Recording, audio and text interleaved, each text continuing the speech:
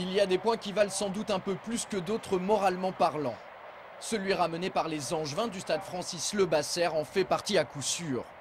Mené 2-0 à 3 minutes de la fin du temps réglementaire dans le derby qui l'a opposé au stade Lavallois, le SCO a réalisé l'impensable voire l'impossible en arrachant le match nul 2 buts partout dans les arrêts de jeu. Inespéré mais pas forcément illogique par rapport à la physionomie de la rencontre.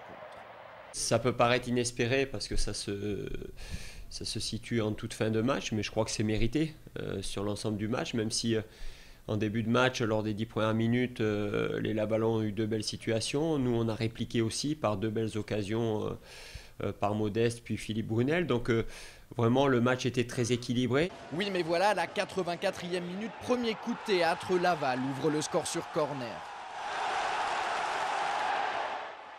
Et puis 3 minutes plus tard, les Mayennais doublent la mise et assènent cette fois-ci un coup de bambou à des scoïstes touchés, mais pas coulés. On prend un petit coup derrière la tête, mais après on essaye de tout de suite de repartir vers l'avant. Aussitôt dit, aussitôt fait. À la 89e minute, Angers réduit le score sur un pénalty de Gaëtan Charbonnier, avant d'égaliser de la même manière, mais cette fois-ci par l'intermédiaire d'Anthony Modeste. On a une réaction exceptionnelle parce que dès le coup d'envoi du deuxième but, on s'est rué vers le but adverse, on obtient le pénalty et on n'a jamais cessé d'y croire. Donc ça, c'est vraiment super intéressant. Ça fait quand même la deuxième fois qu'on remonte 2 buts à l'extérieur. À Clermont, malheureusement, ça n'avait pas suffi. On a été capable de le rééditer sur un derby. Ça fait vraiment plaisir parce qu'il y a eu beaucoup d'intensité, beaucoup d'efforts accomplis par mes joueurs. Et je crois qu'il méritait un tel point. Et forcément qu'il n'a pas la même signification que si on avait, nous, mené 2-0 et qu'on avait été rejoints. Il faut également savoir que le SCO aurait pu repartir bredouille de Mayenne sans la bonne dose de confiance de Gaëtan Charbonnier, contraint de retirer son pénalty à 2 reprises sans véritable raison. Explication.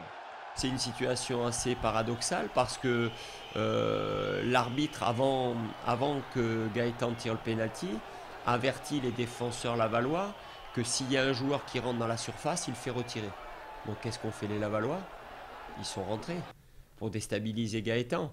Donc c'est complètement illogique. Gaëtan marque le but, les Lavallois se mettent à la faute, on ne doit pas retirer le pénalty. On doit donner avantage à l'équipe qui ne s'est pas mise à la faute. Donc c'est un petit peu surprenant.